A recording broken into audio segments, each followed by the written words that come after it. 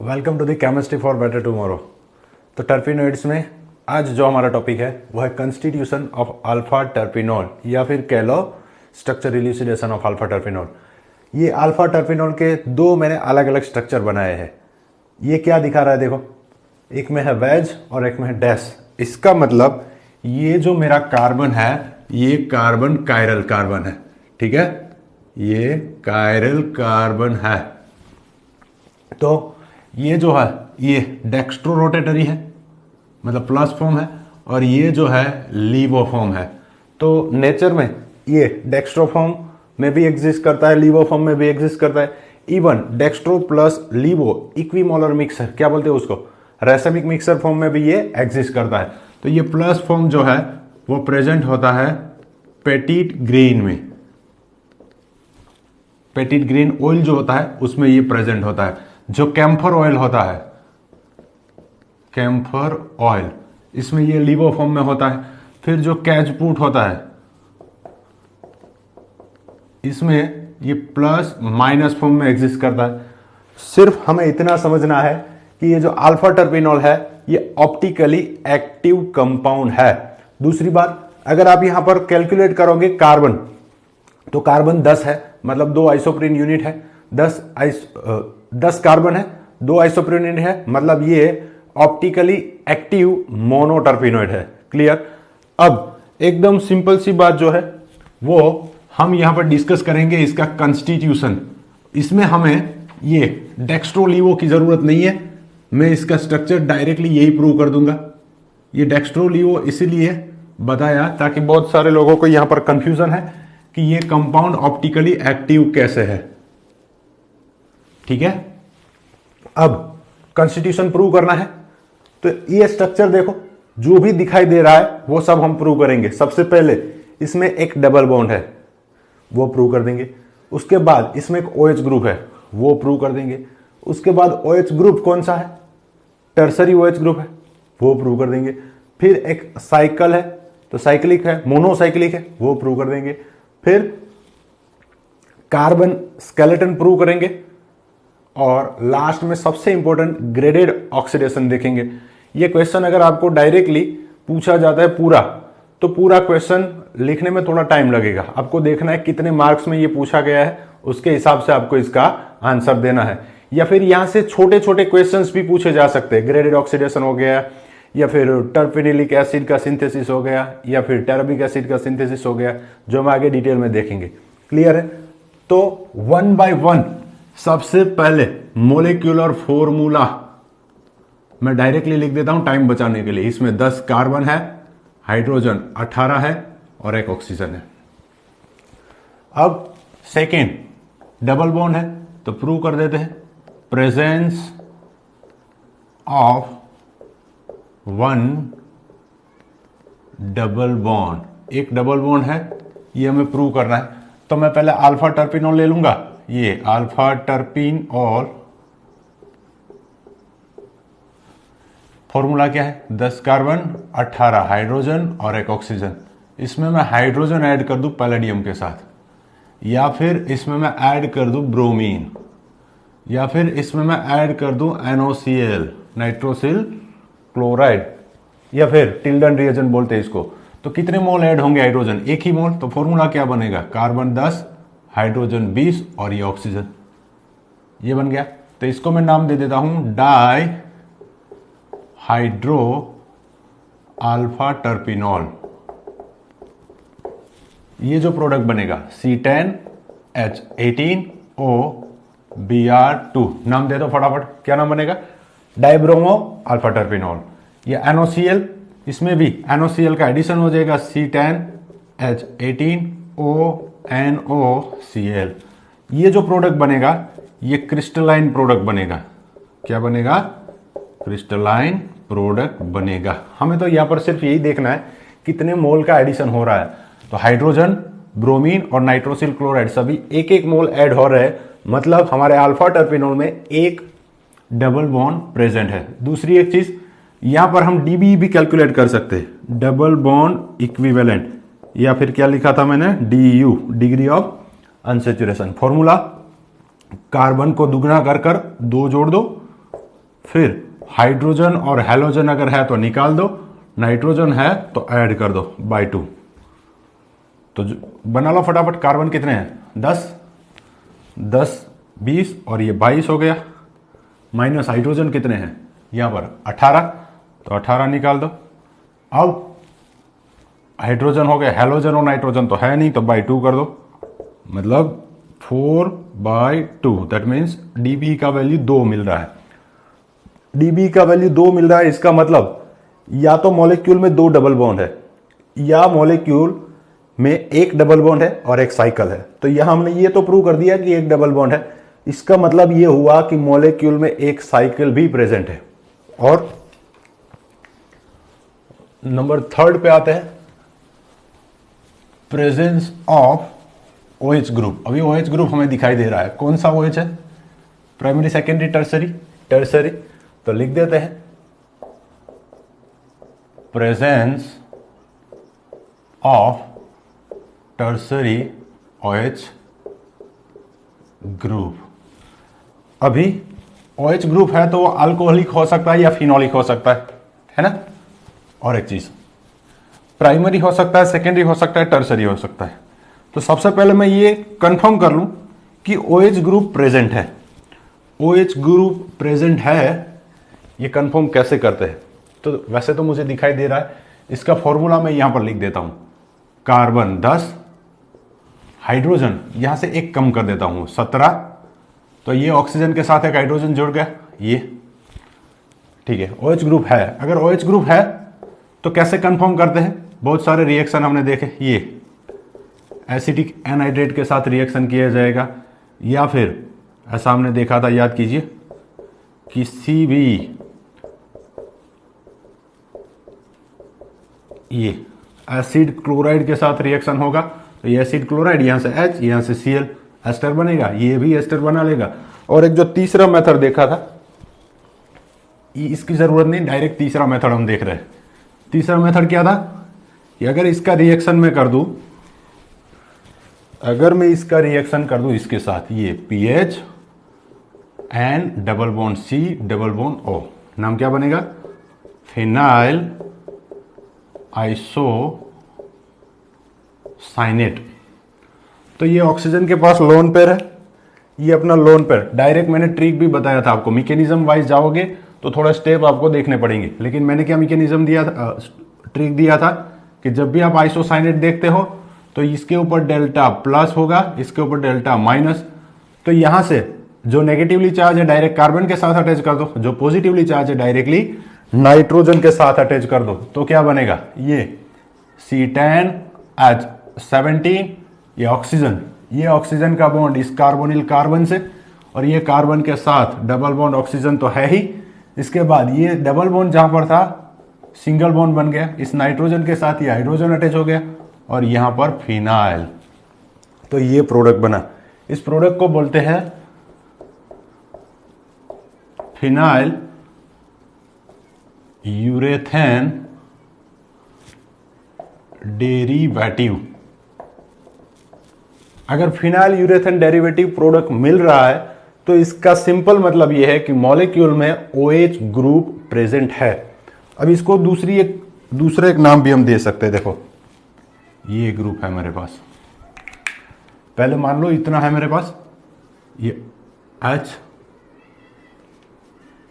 ध्यान से देखना, ये CO, ये NH2, तो इसको हम क्या बोलते थे, कार्बामिक एसिड, है ना।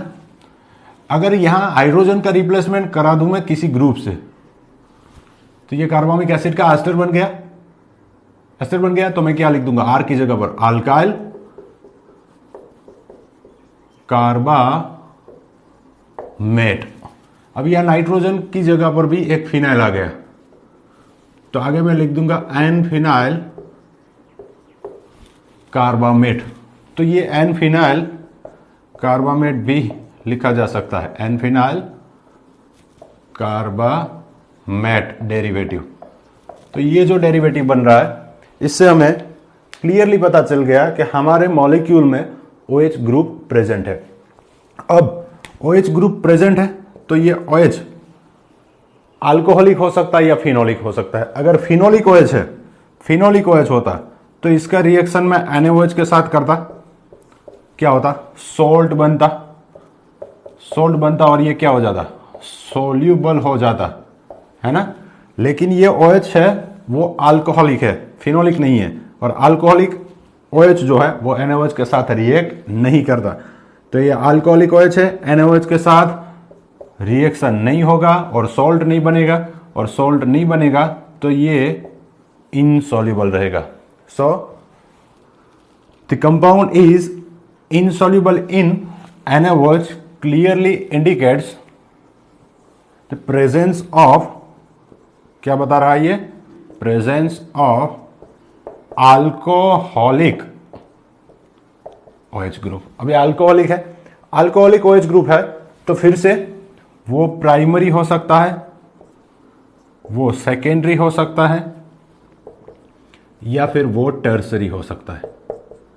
फिर से एक बार, प्राइमरी सेकेंडरी टर्सरी किसको बोलेंगे, अगर OH जिसके साथ अटैच है वो एक ही कार्बन के साथ अटैच है, OH जिस कार्बन से अटैच है वो 2 कार्बन के साथ अटैच है, OH जिस कार्बन के साथ अटैच है वो 3 कार्बन के साथ अटैच है, तो ये प्राइमरी सेकेंडरी और टर्सरी। अगर इसका मैं ऑक्सीडेशन करता तो यहाँ से हाइड्रोजन निकल जाता, -H2, तो ये CHO बन जाता। अगर इसका मैं ऑक्सीडेशन करता तो यहाँ से हाइड्रोजन -H2 निकलता, ये डबल बॉन्ड ऑक्सीजन और ये कीटोन बनता। लेकिन जब मैं इसका ऑक्सीडेशन करूंगा तो ना तो ये एल्डिहाइड बनेगा ना ही कीटोन बनेगा, ठीक है।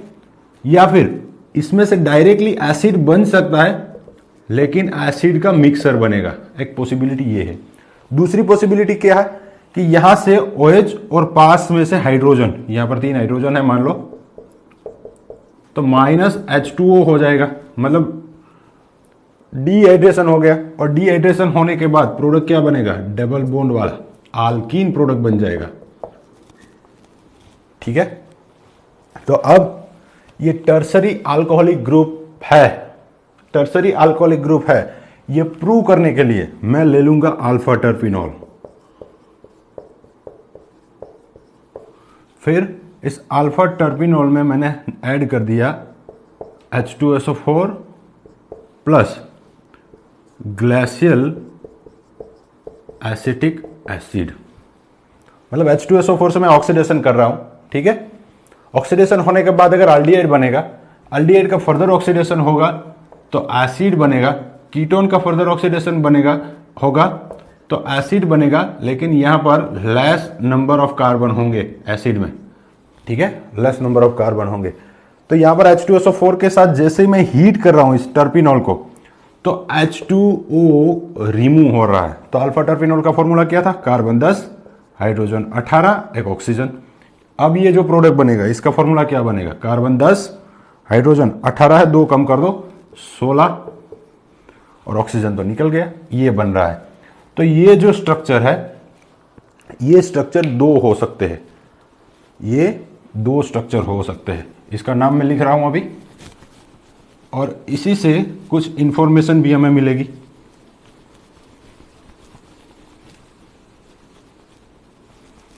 तो पहले वो स्ट्रक्चर मैं ड्रॉ कर देता हूं, साइकिल वाला, ये साइकिल एज इट इज, ये साइकिल भी एज इट इज। यहां पर ऊपर डबल बॉन्ड मिथाइल, ये डबल बॉन्ड मिथाइल, फिर यहां पर ये कार्बन है, यहां पर डबल बॉन्ड बन गया और इसके साथ ये 2 मिथाइल। दूसरी पॉसिबिलिटी, ये कार्बन यहां बाहर की साइड में डबल बॉन्ड बन गया, मतलब हाइड्रोजन अगर यहां से निकलता है और यहां से OH तो यहां पर डबल बॉन्ड बनेगा, यहां से हाइड्रोजन और यहां से OH तो यहां पर डबल बॉन्ड बनेगा। ये जो 2 प्रोडक्ट है इसको बोलते हैं अल्फा टर्पिनोलिन,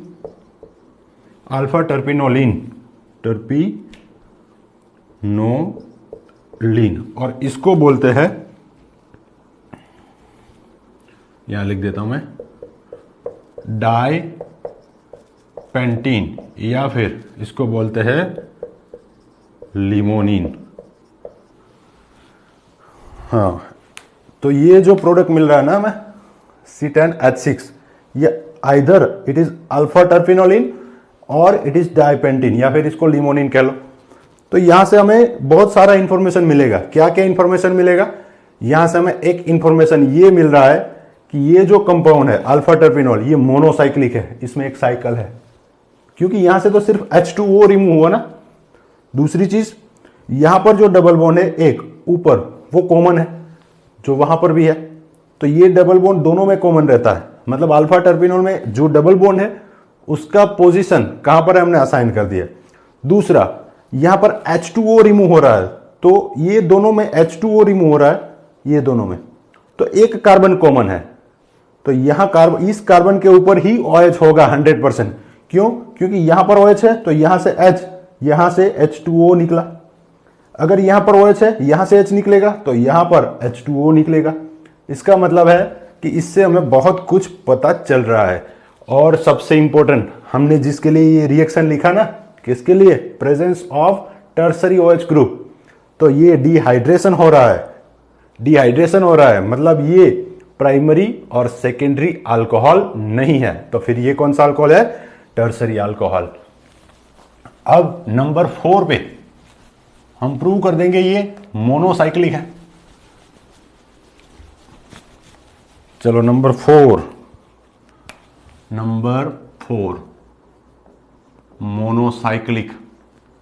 तो मोनोसाइक्लिक कंपाउंड है, ये प्रूव करने के लिए क्या करेंगे हम? हाइपोथेटिकली इसमें ऐड करेंगे क्या? हाइड्रोजन। जितने डबल बॉन्ड है उतने हाइड्रोजन ऐड होंगे। तो इसका फॉर्मूला ये है, कार्बन 10 हाइड्रोजन 18 और ऑक्सीजन, इसमें मैं 2 हाइड्रोजन ऐड कर दूं हाइपोथेटिकली, तो फॉर्मूला क्या बनेगा? Carbon 10 hydrogen 20। अब इसको मैं कंपेयर कर दूंगा किसके साथ? फॉर्मूला के साथ। तो इसका पहले तो फॉर्मूला क्या बनेगा? CN, general formula H2N। जितने कार्बन है उससे दुगना हाइड्रोजन है, तो जिससे जितने कार्बन है उससे दुगना हाइड्रोजन है। अगर +2 होता तो वो बनता आल्केन, है ना। अगर +2 नहीं है तो वो बनता आल्कीन। इसका मतलब क्या है? आइदर इट इज आल्कीन और इट इज साइक्लो। 2 हाइड्रोजन कम है, साइक्लिक है, तो क्या बोल दूंगा मैं? Cyclo Alcaine. ये आल्कीन तो नहीं हो सकता, क्यों? क्योंकि आल्कीन होता तो मैंने हाइड्रोजन पहले से ऐड कर दिया। इसका मतलब है ये साइक्लो आल्केन है और ये मोनोसाइक्लो है, मोनोसाइक्लिक कंपाउंड है। दूसरी बात, डबल बॉन्ड इक्विवेलेंट से तो हमने पता किया ही था कि यहां पर DBE का वैल्यू 2 मिल रहा है। उससे हमें पता चल गया था कि एक डबल बॉन्ड है और दूसरा साइकिल प्रेजेंट है इस मॉलिक्यूल में। ठीक है, क्या क्या हमने अब तक पता लगा लिया? मॉलिक्यूल में डबल बॉन्ड है, मॉलिक्यूल में टर्सरी OH ग्रुप है, मोनोसाइक्लिक कंपाउंड है। अब नंबर 5 पे आते हैं, कार्बन स्केलेटन। तो फॉर्मूला लिख देता हूं मैं, कार्बन 10 हाइड्रोजन 18 और ये ऑक्सीजन। जब इसको मैं हीट कर रहा हूं कॉन्सेंट्रेटेड H2SO4 के साथ, यहां पर देखो H2SO4 plus glacial acidic acid लिया था, मतलब ये कॉन्सेंट्रेटेड नहीं है। ठीक है, तो इसने सिर्फ एक ही H2O मॉलिक्यूल निकाला। और एक बात, H2O का रोल क्या होता है? H2SO4 का रोल क्या क्या होता है मैं लिख देता हूं यहां पर, रोल ऑफ कॉन्सेंट्रेटेड H2SO4। तो पहला, कॉन्सेंट्रेटेड H2SO4 से डिहाइड्रेशन हो सकता है, मतलब ये डिहाइड्रेटिंग एजेंट है, कॉन्सेंट्रेटेड की बात कर रहा हूं मैं। दूसरा, अगर डिहाइड्रेशन पॉसिबल नहीं है, ऑक्सीजन ही नहीं है, तो H2O नहीं निकलेगा, तो ऐसे केस में आइसोमराइजेशन हो सकता है। आइसोमराइजेशन होने के बाद स्टेबल आइसोमर बनने की कोशिश करेगा। क्या करेगा? स्टेबल आइसोमर बनने की कोशिश करेगा। और थर्ड जो है, ये H2SO4 है, तो इससे ऑक्सीडेशन हो सकता है। तो अब ये जो फॉर्मूला है वो अल्फा टर्पिनॉल का है। इसमें पहले मैं डबल बॉन्ड लगा देता हूं यहां पर डबल बॉन्ड बनेगा फर्स्ट स्टेप में, तो मेरा प्रोडक्ट ये बनेगा फर्स्ट स्टेप में, ये डिहाइड्रेशन होने के बाद। फिर इसका आइसोमराइजेशन होगा। आइसोमराइजेशन कैसे होगा, तो ये देखो अभी डबल बॉन्ड यहां पर है, अगर डबल बॉन्ड यहां अंदर आ गया तो कॉन्जुगेशन में आ जाएंगे दोनों डबल बॉन्ड, तो कुछ ऐसी प्रोडक्ट बनेगी। ध्यान से देखना, ये डबल बॉन्ड यहां से यहां आ जाएगा, यहां तो था ही, तो ये सेकेंड स्टेप में आइसोमराइजेशन होगा।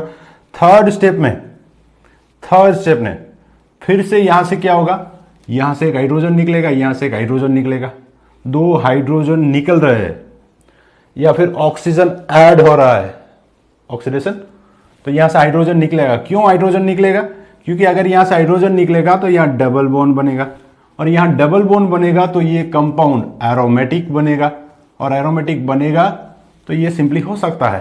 तो ये प्रोडक्ट तो हमने वहां सिट्राल में भी देखा था। कौन सा प्रोडक्ट है ये, पैरासाइमिन।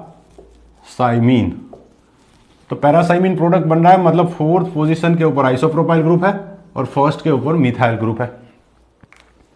इससे हमें कार्बन स्केलेटन पता चल गया इसका, सिट्राल का, सॉरी अल्फा टर्पिनोल का। मतलब ये ऐसे साइक्लिक कंपाउंड है जहां पर ये फोर्थ पोजीशन के ऊपर आइसोप्रोपाइल ग्रुप है, तो ये से 3 कार्बन है और 1 कार्बन ऐसे है, तो ये साइकिल में 6 कार्बन, यहां पर 7, 8, 9 और ये 10, तो ये एग्जैक्ट कार्बन स्केलेटन है। चलो यहां तक तो कंफर्म आपको सब कुछ समझ में आ गया है। अब और एक इसके जैसा ही रिएक्शन मैं लिखने जा रहा हूं, जिसको मैं टाइटल दे दूंगा पोजीशन नंबर 6 के ऊपर, पोजीशन ऑफ डबल बॉन्ड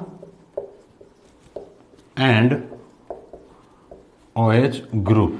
इसका एग्जैक्ट पोजीशन पता करना है हमें, इससे ही पता चलता है, लेकिन साइंटिस्टों ने कुछ कंडीशंस चेंज कर दी। अब वो यहां पर मैं लिख रहा हूं, 2 अलग अलग रिएक्शन किए। पहला अल्फा टर्पिनोल ले लिया, कार्बन 10, हाइड्रोजन 18 और ऑक्सीजन, जिसको बोलते हैं अल्फा टर्पिनॉल। इसका रिएक्शन कर दिया इसके साथ, ये acetic acid plus 2 hydrogen 2 carbon 4 oxygen, क्या बोलते हैं इसको, ऑक्जेलिक एसिड। तो इसका रिएक्शन करा दिया मैंने ऑक्जेलिक एसिड और एसिटिक एसिड के साथ, तो यहां पर रिमूव होगा H2O, डिहाइड्रेशन होगा। अगर इसका रिएक्शन में करा दूं KHSO4 के साथ, तो ये KHSO4 से हमने सिट्राल में से H2O निकाला था, याद करो, है ना, तो ये H2O निकाल लेगा। अब ये KHSO4 सॉल्ट है, ये बेसिक मीडियम हो गया, ऐसा बोल सकता हूं मैं, और ये एसिडिक मीडियम ऐसा बोल सकता हूं। तो एक बात याद कीजिए आप, एसिडिक मीडियम में क्या जनरेट हो सकता है, कार्बोकेटायन। तो देखो ये सिट्राइल है, सिट्राल, इसका प्रोटोनेशन होगा इस कार्बन के ऊपर, पॉजिटिव चार्ज जनरेट होगा। फिर डिहाइड्रेशन हो रहा है तो एक H+ निकलेगा, या तो यहां से या तो यहां से, तो सजेफ प्रोडक्ट बनेगा, मोर सब्सटीट्यूटेड आल्कीन बनेगा एसिडिक मीडियम में। तो एसिडिक मीडियम में मेरा प्रोडक्ट कुछ ऐसा बनेगा, ये साइकिल है, फिर यहां पर डबल बॉन्ड बनेगा और ये CH3 एज इट इज रह जाएगा। तो ये प्रोडक्ट बन जाएगा मेरा, कौन सा मीडियम में, एसिडिक मीडियम में। जबकि बेसिक मीडियम में क्या होता है, बेसिक मीडियम में कभी कार्बोकेटायन नहीं जनरेट होगा, never carbocation can be generated in basic medium. तो क्या होगा, तो यहां पर पहले ये क्या करेगा, बेस प्रोटॉन एब्स्ट्रैक्ट करेगा, तो यहां से प्रोटॉन खींच सकता है, यहां से या फिर यहां से, तो ये स्टेरिकली हिंडेड है, या फिर ये टर्सरी कार्बोनायन बनेगा जबकि ये प्राइमरी बनेगा, तो यहां से इजीली निकल सकता है प्रोटॉन, ये पास में इलेक्ट्रॉन दे देगा और यहां से OH निकल जाएगा। मतलब ये कार्बन यहां पर डबल बॉन्ड बना लेगा, तो ऊपर का तो सब कुछ सेम रहेगा। तो ये प्रोडक्ट बना, इसको हमने नाम क्या दिया था, देख लो, डाइपेंटीन। तो ये हमारा डाइपेंटीन है,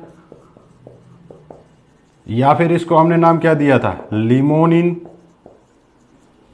ये प्रोडक्ट हमारा कौन सा है, ये अल्फा टर्पिनोलिन, अल्फा टर्पिनोलिन। तो इससे हमें क्या पता चला कि अल्फा टर्पिनोल प्रोडक्ट बना और ये डाइपेंटीन प्रोडक्ट बना। ये दोनों में एक चीज कॉमन है। क्या कॉमन है? डबल बॉन्ड का पोजीशन। मतलब अल्फा टर्पिनोल में डबल बॉन्ड का एग्जैक्ट पोजीशन हमें पता चल गया। फिर ये प्रोडक्ट बना लिमोनिन और अल्फा टर्पिनोल। ये दोनों में भी एक डबल बॉन्ड के लिए कार्बन कॉमन है। यहां पर ये कार्बन के साथ डबल बॉन्ड, यहां पर ये कार्बन के साथ डबल बॉन्ड। तो इससे हमें क्या पता चला कि दोनों में एक कार्बन कॉमन है, तो OH का पोजीशन वहीं पे होगा और वहां से ही H2O निकला होगा। ठीक है, तो यहां तक हमें बहुत कुछ पता चल गया है स्ट्रक्चर के बारे में।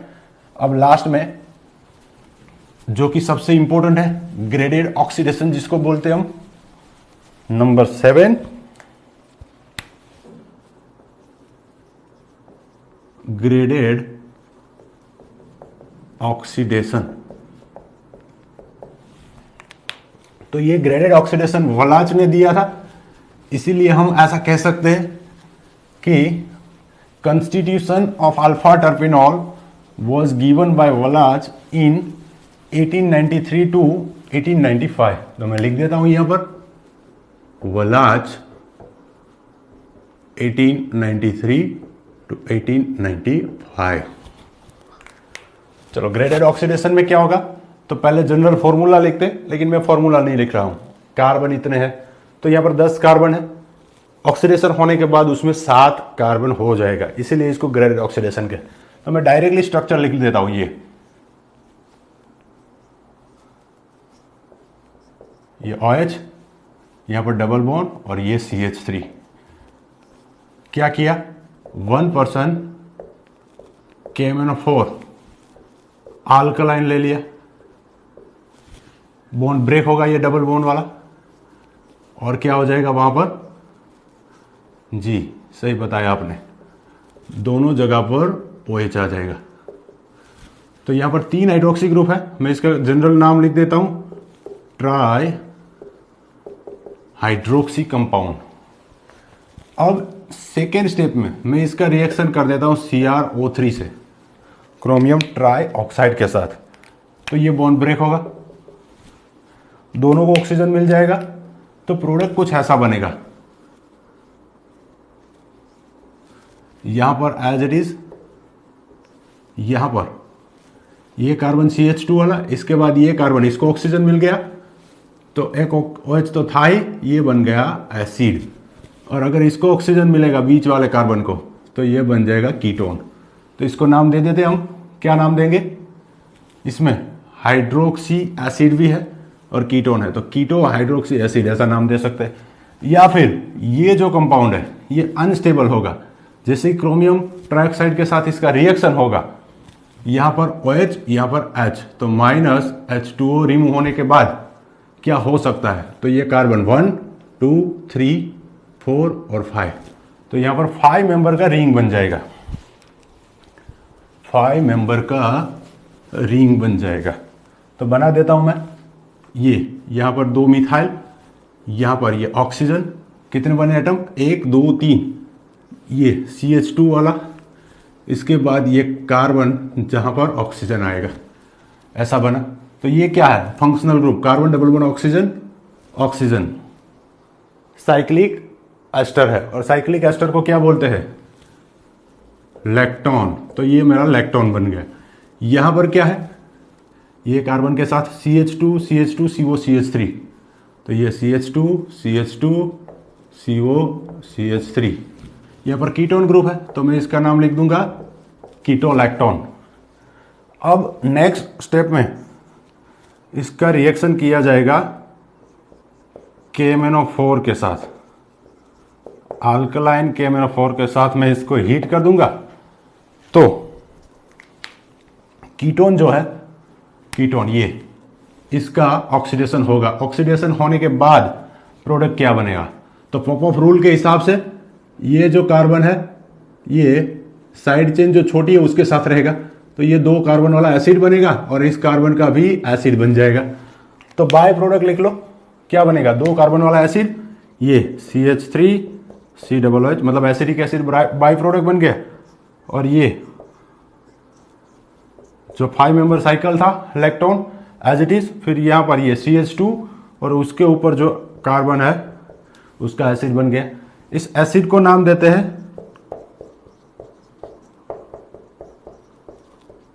टर्पेनिलिक एसिड। टर्पेनिलिक एसिड को अगर मैं फिर से हीट कर दूं अल्कलाइन KMnO4 के साथ, तो KMnO4 से ऑक्सीडेशन होने के बाद क्या होता है, साइड चेन जो होती है उसमें इसका फर्दर ऑक्सीडेशन होने के बाद CO2 और H2O बन जाएगा, और इसका ऑक्सीडेशन होने के बाद एसिड बन जाएगा। तो कुछ ऐसा बनेगा यहां पर COOH। तो ये टर्पेनिलिक एसिड था, ये बन गया टेरेबिक एसिड। और आप देख सकते हो यहां पर कार्बन कितने हैं, ये 1 2 3 4 5 6 और 7। तो यहां पर 7 कार्बन है। मतलब स्टेप बाय स्टेप यहां पर डिग्रेडेशन होता गया और ये 2 प्रोडक्ट मिले। अब ये प्रोडक्ट कब मिल सकती है, देखो लास्ट में मैंने KMnO4 से ऑक्सीडेशन किया तो यहां पर एक कार्बन ज्यादा है, टर्पेनिलिक एसिड है, इसका भी ऑक्सीडेशन होगा और बाई प्रोडक्ट ये बना, इसका मतलब स्टार्टिंग मटेरियल कीटोन होगा। ये कीटोन था, इसमें से H2O निकला, मतलब यही होगा OH और COOH, मतलब लैक्टोन यहीं से बन सकता है। और क्रोमिक एसिड के साथ रिएक्शन होने के बाद ये बना, इसका मतलब इसका स्टार्टिंग मटेरियल ये था ट्राईहाइड्रोक्सी कंपाउंड।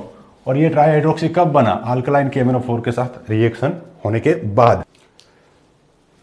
तो हमने यहां पर अल्फा टर्पेनॉल का ग्रेडेड ऑक्सीडेशन देखा, जिसमें लास्ट में 2 प्रोडक्ट मिल रही थी, टर्पेनिलिक एसिड एंड टेरेबिक एसिड।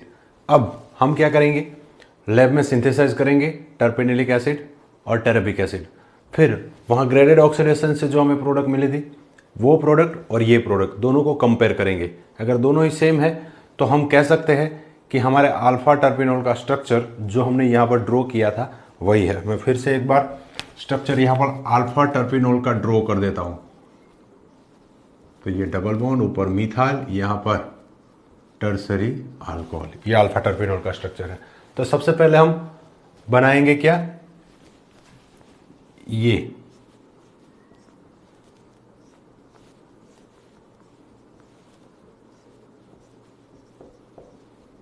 स्ट्रक्चर किसका है, टर्पेनिलिक एसिड का। तो मैं यहां पर टाइटल लगा देता हूं, सिंथेसिस ऑफ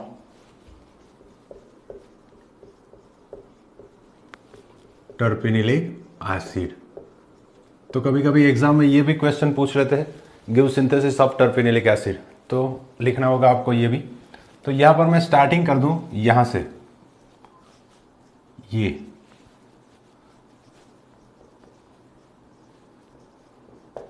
इसका नाम है, शॉर्ट फॉर्म लिख देता हूं मैं EAA। फुल फॉर्म क्या होगा, इथाइल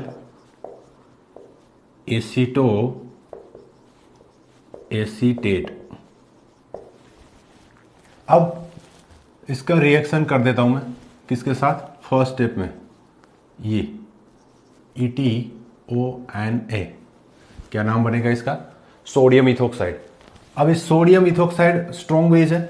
और एक चीज यहां पर जो है मेरे पास ये कार्बन, ये एक्टिव मिथिलिन है। क्यों, क्योंकि यहां पर इलेक्ट्रॉन विड्रॉइंग ग्रुप कीटोन है और यहां पर इलेक्ट्रॉन विड्रॉइंग ग्रुप एस्टर है। ये 2 इलेक्ट्रॉन विड्रॉइंग ग्रुप है। तो यहां पर कार्बन के ऊपर नेगेटिव चार्ज आएगा तो वो स्टेबल होगा, क्योंकि यहां पर भी रेजोनेंस होगा, ऊपर भी रेजोनेंस होगा, हाईली स्टेबिलाइज, मतलब यहां से हाइड्रोजन इजीली निकल सकता है। सेकेंड स्टेप में इसका रिएक्शन में इसके साथ कर दूंगा, ये Cl CH2 COOET, इसका नाम क्या बनेगा देख लेते हैं पहले। अगर इतना होता CH3 COOH तो इसको मैं बोल देता एसिटिक एसिड। क्या बोलता, एसिटिक एसिड। अगर इसकी जगह पर मैं इथाइल लगा दूं ET, तो इसका नाम मैं लिख देता इथाइल, इथाइल ये ग्रुप एसीटेट। यहां से फिर से एक हाइड्रोजन का रिप्लेसमेंट अगर मैं क्लोरीन से कर दूं तो ये एस्टर है, गणपति वाला भूलना नहीं है, सबसे पहले यही लिखना है। तो ये लिखूंगा मैं इथाइल, फिर मैं अपना पूरा फॉर्मूला अप्लाई करूंगा। तो यहां पर प्रेफिक्स क्लोरो है तो मैं लिख दूंगा क्लोरो, इसके लिए एसीटेट, तो इसका नाम है इथाइल क्लोरो एसीटेट। या फिर आयुपेक नोमेनक्लेचर भी दे सकते हैं। इसको नंबर 1 दे दो, इसको 2 दे दो, तो सबसे पहले लिख दो इथाइल, फिर क्लोरो कहाँ पर है 2 के ऊपर, तो ये 2 क्लोरो, 2 कार्बन के लिए रूट वर्ड इथ, प्राइमरी सफिक्स एन और सेकेंडरी सफिक्स O8, तो ये नाम भी लिख सकते हैं आप। तो ये हो गया इथाइल क्लोरो एसीटेट।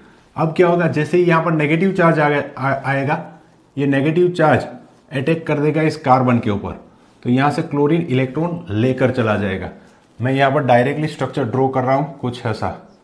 ये कीटोन मेरा एज इट इज, यहाँ पर ये कार्बन है, यहाँ से ये हाइड्रोजन का रिप्लेसमेंट हुआ और यहाँ से Cl, तो ये कार्बन के साथ डायरेक्टली अटैच ये हो जाएगा, ये CH2 इसके साथ COOET।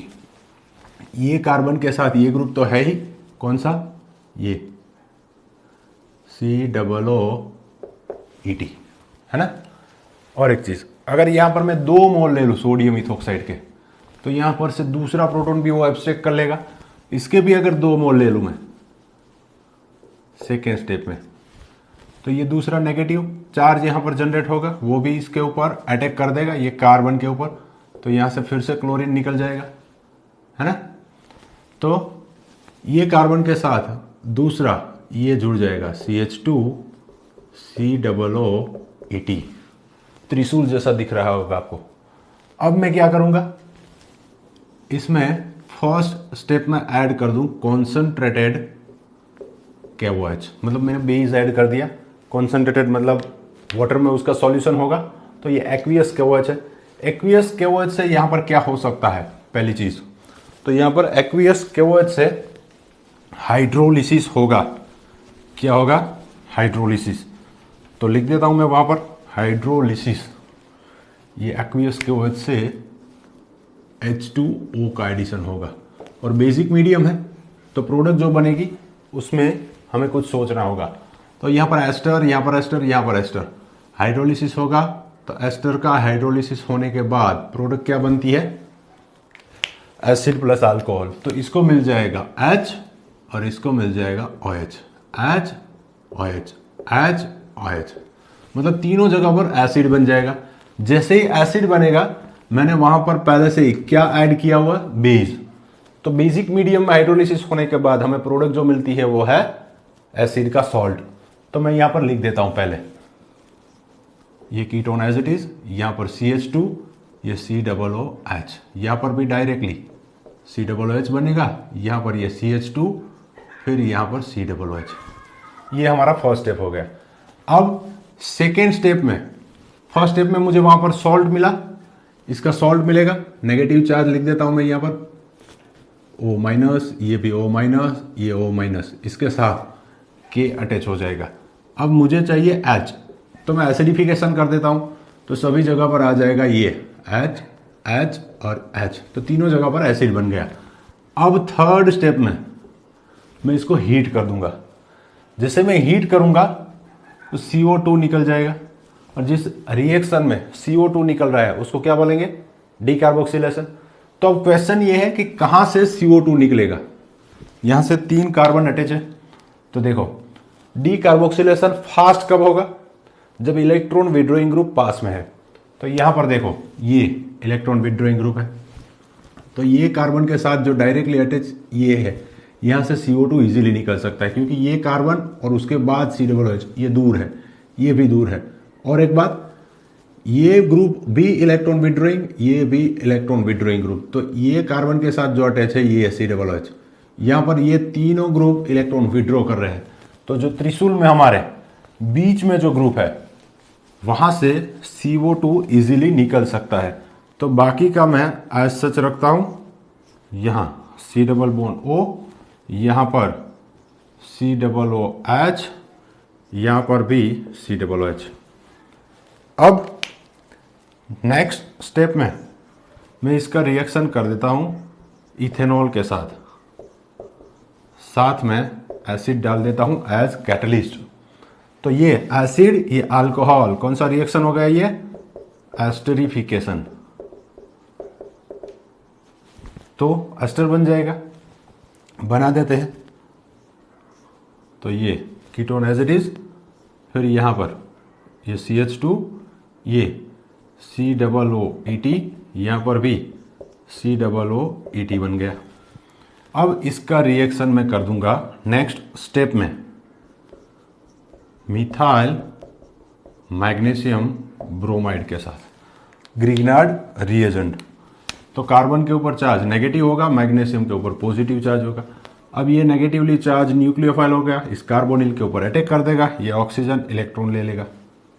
और एक चीज, दो क्वेश्चन हो सकते हैं, या तो ये इस कार्बोनिल के ऊपर अटैक करेगा या तो ये इस एस्टर के ऊपर अटैक करेगा। ध्यान से देखना, सबसे इंपॉर्टेंट है ये कंसेप्ट, ये OET और यहां पर ये कीटोन, दोनों में डेल्टा माइनस डेल्टा प्लस है, यहां पर भी डेल्टा माइनस, यहां पर भी डेल्टा प्लस। अब मुझे देखना है कि कौन सा कार्बन ज्यादा इलेक्ट्रोफिलिक है, यहां पर पॉजिटिव चार्ज ज्यादा है या फिर यहां पर। तो देखो यहां पर ऑक्सीजन इलेक्ट्रॉन ले लेगा तो पॉजिटिव चार्ज आएगा, यहां पर भी ऑक्सीजन इलेक्ट्रॉन ले लेगा, पॉजिटिव चार्ज आ जाएगा। मतलब मुझे दोनों में सेम दिखाई दे रहा है। अगर यहां पर कोई ग्रुप है, मान लो CH3, तो ये इलेक्ट्रॉन डोनेट करेगा इंडक्टिव से, ये भी इंडक्टिव से इलेक्ट्रॉन डोनेट करेगा।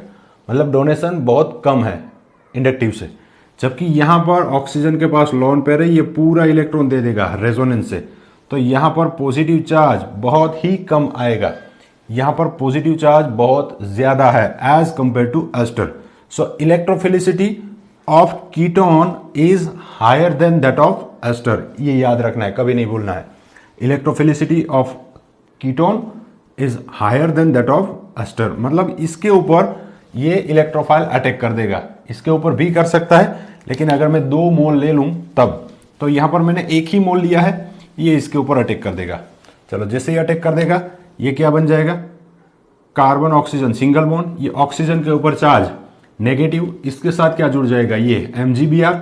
फिर सेकेंड स्टेप में मैं ऐड कर दूंगा ये H+, तो यहां पर OMgBr ऐसे बना होगा, ये OMgBr, यहां से बॉन्ड ब्रेक होगा, इसको मिल जाएगा H और इसको मिलेगा OH। तो ये बाय प्रोडक्ट बन गया, यहां पर OH आ गया, साथ में ये कार्बन के साथ एक CH3 ग्रुप भी आ गया। यहां पर मेरे पास एस्टर ग्रुप है, तो अगर यहां पर मैं H+ के साथ रिएक्शन कर दूंगा तो यहां पर तो OH बनेगा ही, लेकिन अगर मैं यहां पर एसिडिफिकेशन की जगह पर हाइड्रोलिसिस कर दूं, एसिडिफिकेशन और हाइड्रोलिसिस में बस थोड़ा सा ही अंतर है कि एसिडिफिकेशन जो है वो रूम टेम्परेचर पे फटाफट हो जाता है, जबकि हाइड्रोलिसिस हमें करना है तो हमें हीट करना पड़ेगा थोड़े समय के लिए, मतलब टाइम थोड़ा ज्यादा लगता है। तो यहां पर मैं हाइड्रोलिसिस भी साथ में करवाना चाहता हूं, तो ये बॉन्ड ब्रेक होगा, इसको मिलेगा इसको मिलेगा H, क्योंकि ऑक्सीजन के ऊपर नेगेटिव, उसके ऊपर H+, इसको मिलेगा OH। बॉन्ड यहां से ब्रेक होगा, इसको H मिलेगा, इसको OH मिलेगा। तो प्रोडक्ट क्या बनेगी, डायरेक्टली मैं लिख देता हूं, ये मेरा है कार्बन, ये कार्बन के ऊपर ये कार्बन दूसरा आ गया मिथाइल, फिर यहां पर बन गया OH, फिर ये यहां पर CH2 था और ये CH2 के साथ ये C डबल बॉन्ड OH, यहां पर ये कार्बन के साथ CH2 C डबल OH आएगा, ये CH2 और ये C डबल OH, ऐसा कुछ बना। अब जैसे ही ये प्रोडक्ट बनेगी, तो यहां पर एक ही कंपाउंड में ये OH ग्रुप है और ये C डबल OH है, तो एसिड प्लस अल्कोहल एस्टर बन जाएगा, एक ही मॉलिक्यूल में है। तो 2 अलग अलग मॉलिक्यूल में होता है, 2 अलग अलग एसिड और अल्कोहल के साथ रिएक्शन होता है, क्या बोलेंगे हम, एस्टरिफिकेशन। लेकिन 2 अलग अलग मॉलिक्यूल है तो इंटरमोलिक्यूलर एस्टरिफिकेशन है। लेकिन जब एक ही मॉलिक्यूल में है, इंट्रामोलिक्यूलर है, and intramolecular reactions are faster than intermolecular, तो क्या हो जाएगा, यहां से OH और यहां से H फटाफट निकल जाएगा, ये H2O निकल गया, ठीक है, थोड़ा सा हीट कर देंगे तो यहां से OH यहां से H, मतलब ये कार्बन इस ऑक्सीजन के साथ अटैच हो जाएगा, ये बन गया, ठीक है। तो इसी को ही हम क्या बोलेंगे, टरफेनिलिक एसिड। तो ये टरफेनिलिक एसिड का सिंथेसिस हो गया। अब नेक्स्ट मुझे देखना है टेरेबिक एसिड का सिंथेसिस, तो फटाफट टेरेबिक एसिड का सिंथेसिस देख लेते हैं, एकदम सिंपल है ये।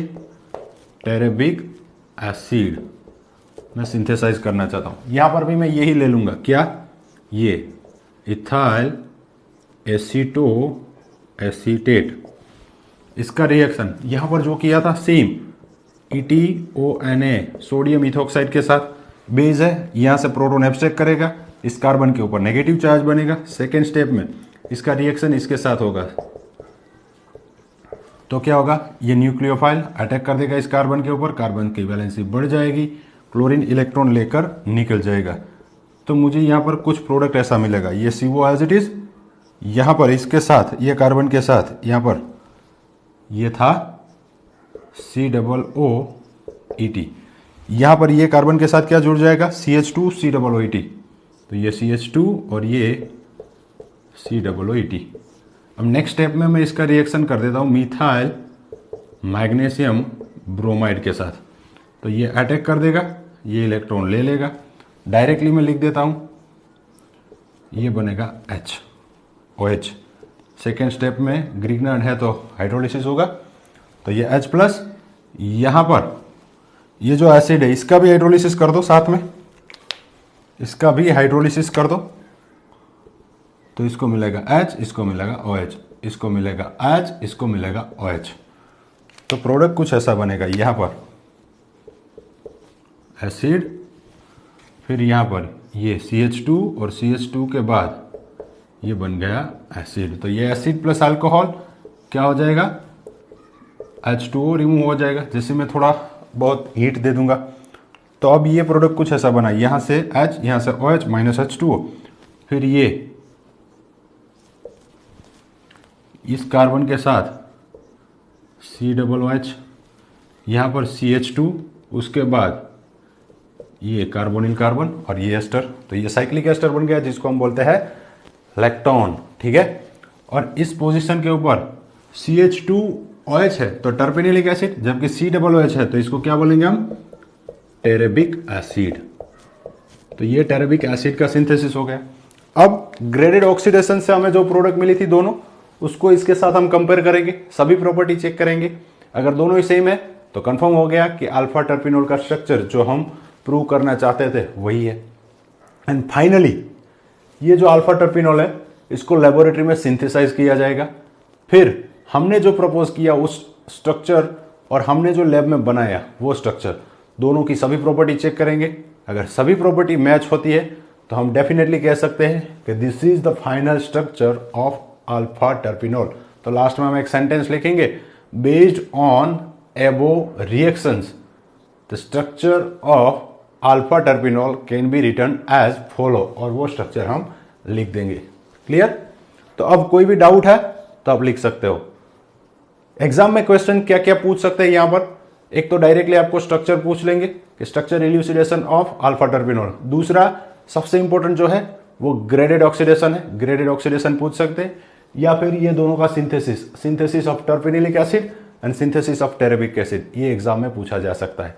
कोई भी डाउट है कमेंट सेक्शन में जरूर लिखिएगा।